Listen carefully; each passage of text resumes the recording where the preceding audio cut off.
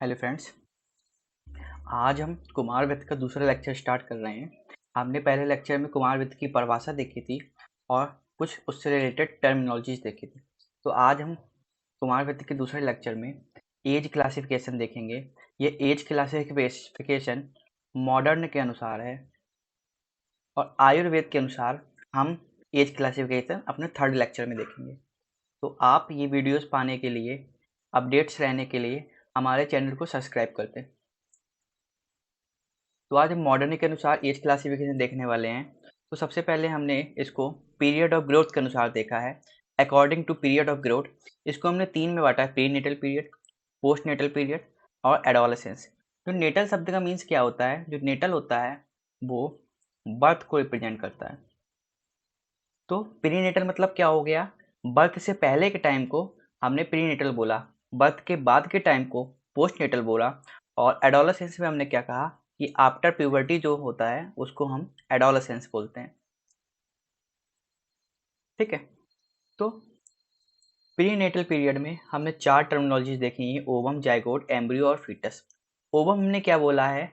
जैसा कि आप जानते हैं, जब मेंस्ट्रुअल साइकिल स्टार्ट होती है तो 0 से 14 डेज तक के जो समय होता है उसको ओवम कहते हैं। आफ्टर ओवल्यूशन तक का जो समय होता है, मतलब 0 से ओवल्यूशन जब तक हुआ है उसको हम क्या बोलते हैं। और आपको पता होगा कि 14th डे पे ही ओवल्यूशन होता है, तो 0 से 14 डे को हमने क्या बोल दिया? ओवम बोला है। जाइगोट क्या बोला है? जब वो ओवम फर्टिलाइज हो जाता है तो उस ओवम को हम क्या बोलते हैं? जाइगोट बोलते हैं। एम्ब्रियो किसके लिए उपयुक्त हुआ है? 14 डे से फर्टिलाइज्ड ओवम, जब 14 डे से 9th वीक तक का जो समय होता है उसको हमने एम्ब्रियो बोला है। और फीटस क्या है? 9th वीक से बर्थ तक का टाइम हमने क्या है? फीटस। ठीक है। ओवम 0 से 14 डेज, जाइगोट फर्टिलाइज्ड ओवम को हम जाइगोट कहते हैं, एम्ब्रियो वही फर्टिलाइज्ड ओवम जब 14 डे से 9th वीक तक का जो समय होता है उसको हम एम्ब्रियो कहते हैं, और 9th वीक के बाद का जो टाइम होता है उसको हम फिर फीटस कहते हैं। अब हम पोस्ट नेटल पीरियड में देखते हैं, मतलब कि आफ्टर वर्ड क्या होता है। न्यू बॉर्न 4 वीक तक को हम क्या बोलते हैं? जब 4 वीक का होता है तो उसको हम न्यू बॉर्न कहते हैं। और यली नियोनेट किसको बोलते हैं? फर्स्ट वीक आफ्टर बर्थ जो पहला वीक होता है उसको हम यली नियोनेट, और लेट नियोनेट क्या होते हैं? सेकेंड से फोर्थ वीक तक। तो हमने जो न्यू बॉर्न उसको दो क्लासिफिकेशन बांटा है।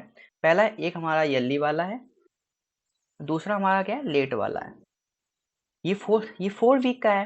तो जो पहला वीक हमने 4 वीक में, जो पहला वीक है उसको हमने यली में रखा है, और जो लेट वाला है उसमें हमने सेकेंड से 4 वीक में एक वीक इसको, और 2 से 4 वीक, मतलब इसमें 3 वीक और इसमें 1 वीक, तो टोटल कितने हो गए? हमारे 4 वीक हो गए।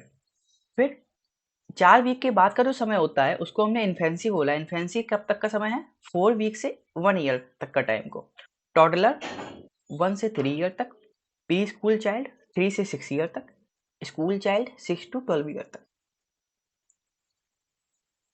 फिर हम आएंगे एडोलेसेंस में। इसमें हमने 3 क्लासिफिकेशन किए हैं। पहला हमारा क्या है? यली। एडोलेसेंस मतलब प्यूबर्टी का जो टाइम चल रहा है, तो यली मतलब प्यूबर्टी से जस्ट पहले का टाइम, 10 to 13 ईयर।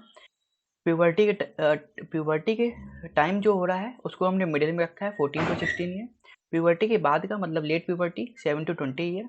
और हमने जो मिडिल वाले के लिए टर्म यूज किया है वो है प्यूबिसेंट। तो येली वाले को हम क्या बोल देंगे? प्री, मतलब प्यूबर्टी से पहले प्री प्यूबिसेंट। लेट वाले को क्या कर दें? प्यूबर्टी के बाद, मतलब कि पोस्ट प्यूबिसेंट। आई थिंक आपको इतना समझ में आ गया होगा। अब हम दूसरा पढ़ते हैं। इसमें क्या है? गेस्टेशनल एज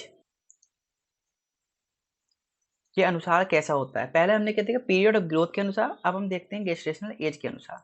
तो इसमें हमने 3 टर्म पढ़ने हैं: term neonate, pre term, post term. ये बिल्कुल सिंपल से हैं। टर्म न्यूनेट क्या होता है? जब नियोनेट की डिलीवरी, मतलब कि जो बेबी की डिलीवरी होती है वो 37 to 40 वीक्स के जो गैप है, जो पीरियड है, इसके बीच में होगी तो हम टर्म नियोनेट बोलते हैं। 37 वीक से पहले होगी तो हम क्या बोलेंगे? प्री टर्म, मतलब कि प्री टर्म मतलब कि उससे पहले हो गया। पोस्ट टर्म मतलब क्या है? 42 वीक्स, मतलब कि 42 वीक्स के बाद होता है। तो दोबारा हम इसको देखते हैं। 37 से 42 वीक्स के पीरियड को हम क्या बोला है? टर्म नियोनेट, मतलब कि इसके बीच में डिलीवरी होगी तो इसको हम क्या बोलेंगे? Term neonate. 37 वीक से पहले डिलीवरी होगी तो प्री टर्म, 42 वीक के बाद डिलीवरी होगी तो पोस्ट टर्म। और इसमें लिखा है irrespective of birth weight, birth weight को हम इसमें नहीं देखते हैं कि बर्थ वेट कम है या ज़्यादा है या सही है, इससे हमें कोई लेना देना नहीं। हमको बस ये पीरियड से लेना देना है, उसी के अनुसार इनके टर्मिनोलॉजी या इनके नाम दिए गए। अब हम देखते हैं वेट के अनुसार। वेट यहाँ पे नहीं देखा गया। अब वेट के लिए टर्मिनोलॉजी अलग है, ये वाली वेट के लिए टर्मिनोलॉजी है। तो इसमें क्या है, गेस्टेशनल एज या टाइम किसके अनुसार, वेट के अनुसार। तो एप्रोप्रिएट फॉर गेस्टेशनल एज, यहाँ पे एजीए का मतलब क्या है, एप्रोप्रिएट फॉर गेस्टेशनल एज। तो इसमें क्या है, एप्रोप्रिएट मतलब ठीक ठाक। तो 10th से 90th मतलब 10 में से अगर 90 तक परसेंटाइल है उसका बेबी वेट का, तो क्या हो जाएगा, वो एप्रोप्रिएट कहलाएगा। स्मॉल क्या कहलाएगा, लेस देन 10 है परसेंटाइल बॉडी वेट का, तो कहलाएगा small for gestational age, SGA, small for gestational age. अब लार्ज में क्या है, यहाँ पे सही कर लीजिएगा, LGA, large for gestational age. More than 90 मतलब 90 परसेंटाइल से ज़्यादा उसका वेट है, तो उसको क्या बोलेंगे हम, लार्ज फॉर गेस्टेशनल एज। मतलब 90 परसेंटाइल ज़्यादा उसका वेट है तो उसको हम बोलेंगे लार्ज फॉर गेस्टेशनल एज। और यहाँ पे देखिए स्मॉल के लिए एक दूसरा टर्म SFD और लार्ज के लिए LFD टर्म यूज किया गया है। यहाँ पे SFD का मतलब क्या है, स्मॉल फॉर डेट, और यहाँ पे LFD मतलब क्या है, लार्ज फॉर डेट। मतलब जिस डेट को उसकी डिलीवरी हुई है उसका जो वेट उस समय होना चाहिए था उससे वो क्या है, कम है।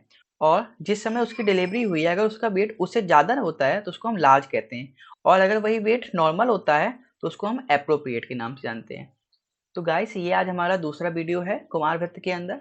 अब हम तीसरा वीडियो कल की डेट में आएगा, तो आप हमारे चैनल को सब्सक्राइब कर दीजिए ताकि आपको और भी ऐसे वीडियो मिलते रहें।